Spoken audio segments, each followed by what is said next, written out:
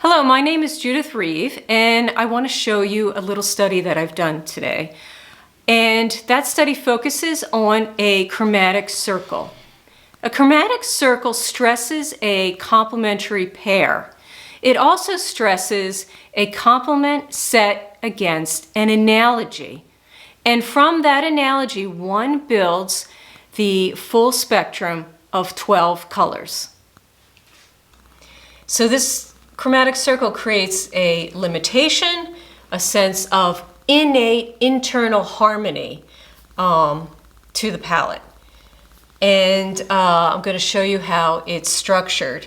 So today I want to build a chromatic circle of yellow to violet. And so I'm using the Winsor Newton CAD yellow. I'm using Winsor Newton instead of Old Holland because the Old Holland's a little too orangey. And I'm using Old Holland CAD red medium and ivory black. Okay, so 3 colors I'm going to build this chromatic palette with. Okay, so we're going to start with our yellow at the top. That's CAD yellow. And at the bottom, I'm going to use a violet composed of the CAD red and the black. Okay, so I've already mixed this.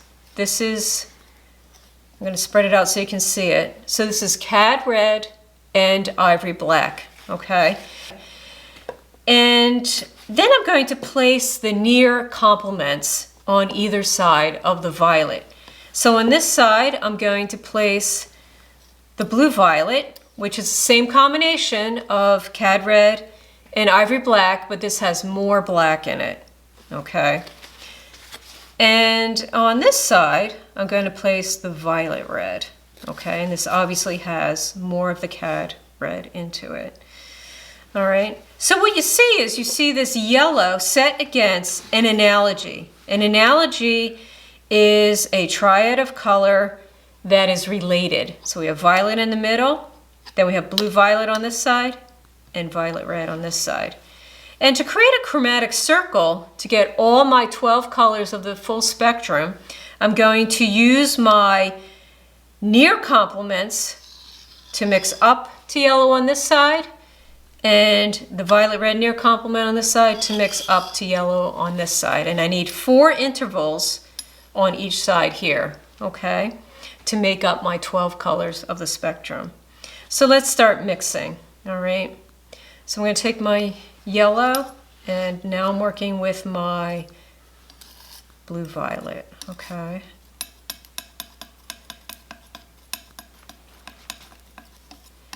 So when you start working this, try to get about halfway to start, okay? And then you're possibly going to have to adjust, okay, where you're at.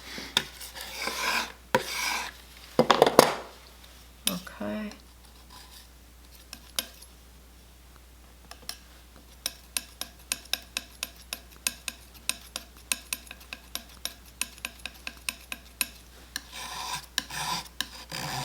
So I'm trying for 4 intervals here.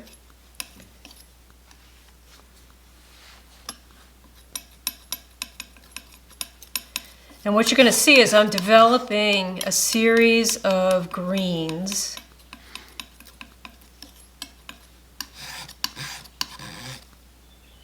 Working my way up to yellow.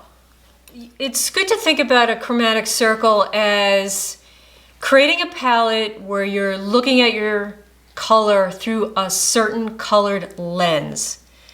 And this lens that we're creating is built from the yellow and the complement and the near complement on either side.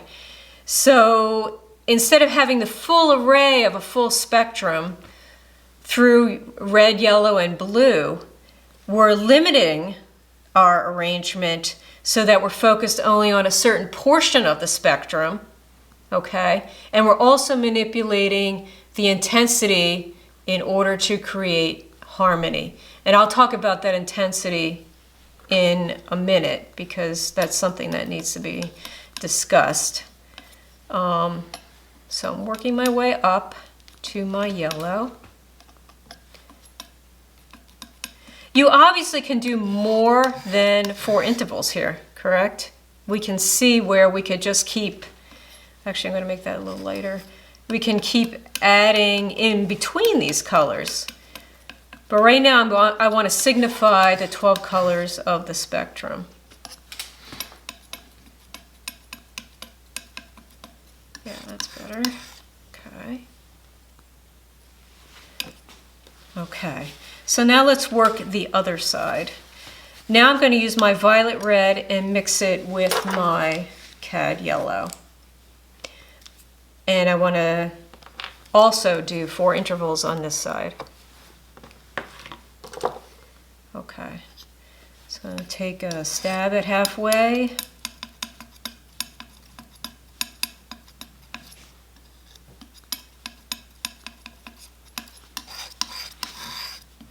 And what you're going to see is we're going to build the other colors on the other side of yellow. So these are going to be the oranges. Okay, let's try that in the middle.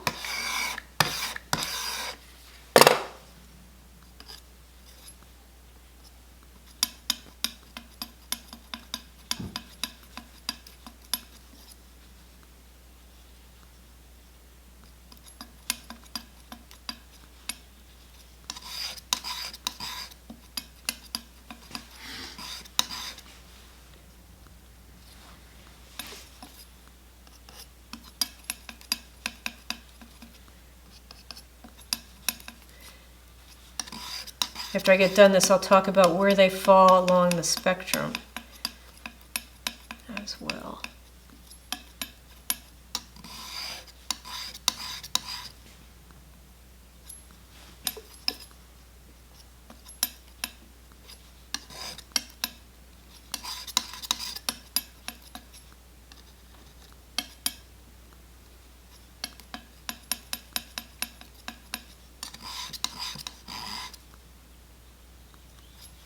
Okay, so this is my selection.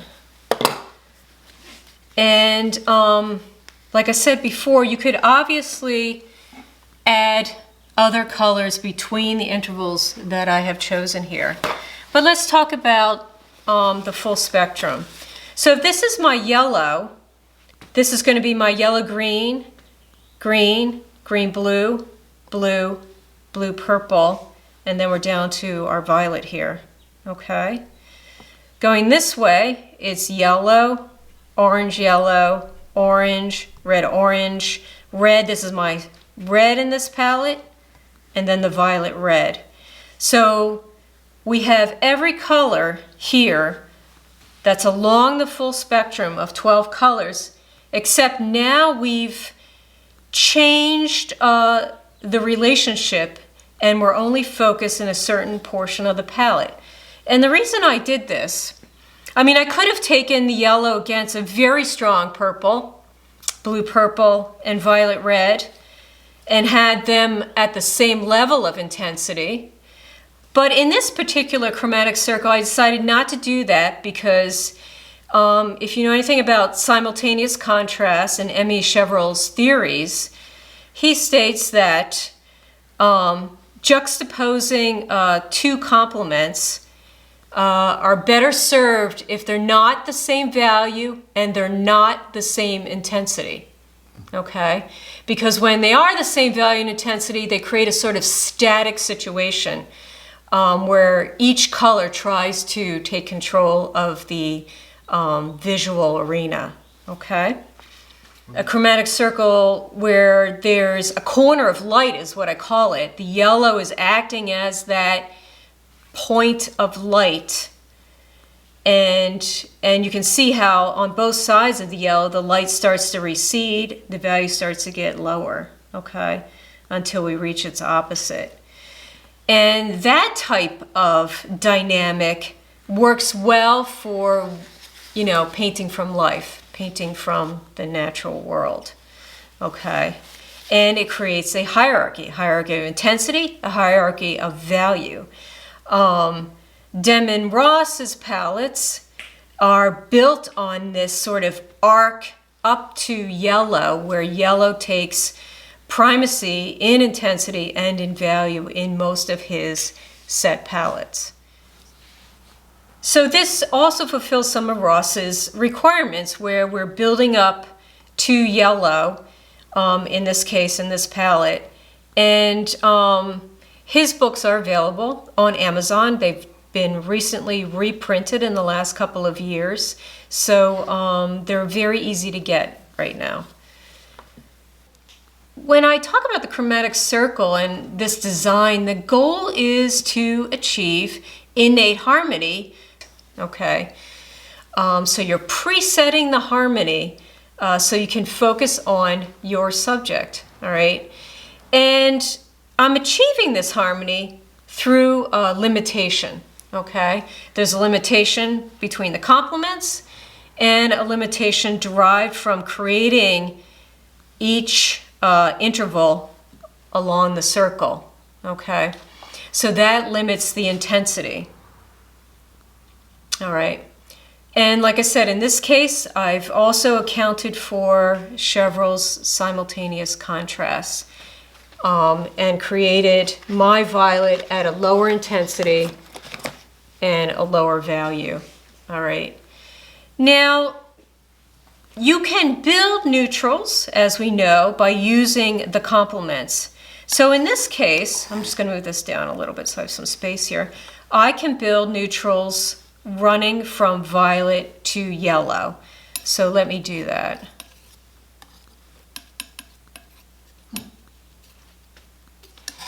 I'm going to add white to them so that they're a little easier to see. Okay. I'm going to create a neutral that's more towards the violet. Here. And I'm going to create one that is more towards the yellow.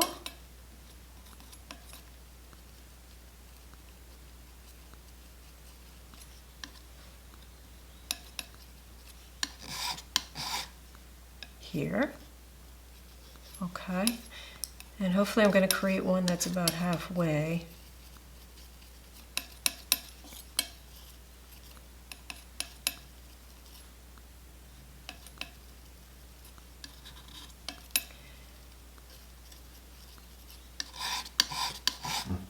Okay. All right. Now you can see how each of these neutrals is obviously related. There's a sense of temperature getting warmer as it's going north here and cooler as it's moving south. But I want you to also consider not just the complementary relationship. I want you to consider the relationship with the near neutrals, okay? I'm sorry, not near neutrals, near complements, okay, which is blue-violet and violet-red. Now, if we rationally think about blue-violet and violet-red, if we combine those, it forms violet. Violet-red, blue-violet. Violet twice over, okay? So what if we took these two near neutrals, near complements, and mix them to create a neutral? So let's do that now. I'm just going to move these to the side here. I create some space.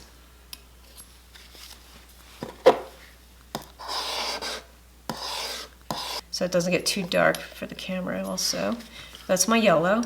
Okay, here's my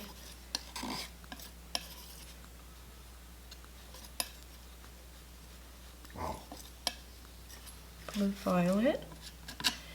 Now again, these may seem like not that colorful, but when you start adding white to them, you see how they do have their own intensity.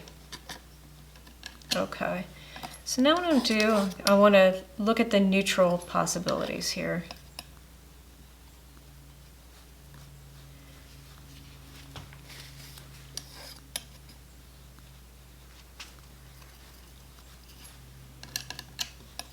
And what you're going to see that's really interesting about this is that since you're working with a triad to get the neutral, instead of just a duality, you can manipulate how much of each of these you add to create an infinite variety of neutrals and color temperature control. Okay? I need a little more paint here. Okay.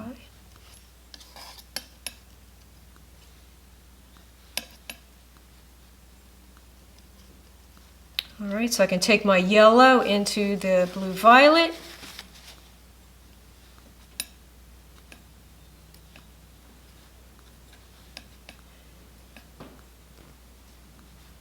And you get beautiful kind of like iridescent color. I can take my yellow into my violet red, get almost like a nice kind of warmish flesh tone. So what you see here, and I've kind of like moved it around to blend it so that you could see kind of the variety that you can get. It's coming in warm from this side, cool from this side, and you can see how you could easily create a neutral, either combining the three of them in such a way as to create a neutral that emphasizes the coolness, the warmness, or the yellowness of that neutral color. Okay. All right. Now the other thing that's interesting is you probably are thinking, why would I want to spend my time mixing all these intervals here? Why can't I just do this on the palette? And the real issue comes in is that when you actually have these secondaries and tertiaries pre-mixed, you can actually take them across the circle and mix them again. So I could take like my yellow green and mix it with my violet red and get a whole new interesting series of colors.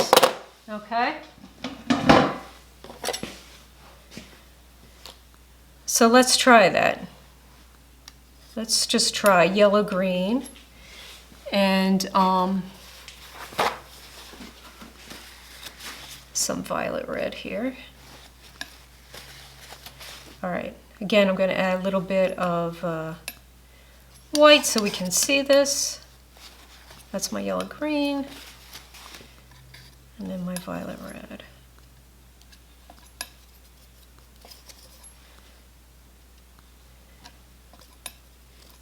This is actually one of the combinations I use in making some flesh tones. Okay, it makes a nice warm halftone, as you can see here.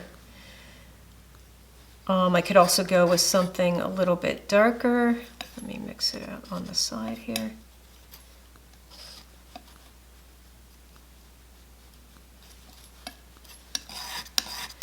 Nice kind of orangey color. Lighten it so you can see it. Okay. All right. So this is yellow green and violet red, and this is sort of lighter combinations you could make. Now, you don't always have to take the color directly across a circle, all right?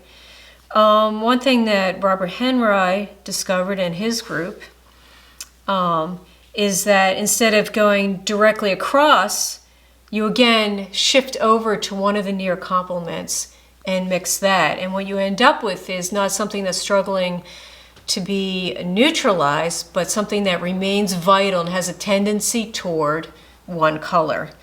Okay, so I could take, instead of the yellow green, I could take it and mix it with the green. What would that look like?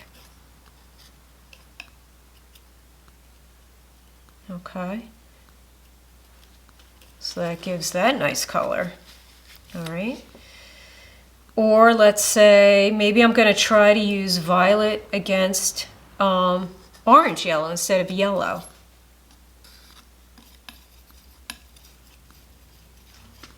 And I'm getting kind of a really interesting umber toward the green color here. Okay. So think about not always mixing directly across the circle, its complement, but shifting to one side of that complement. And that way you get more variety and more interest, and the color maintains a sort of optical quality even though it's mixed to a near complement.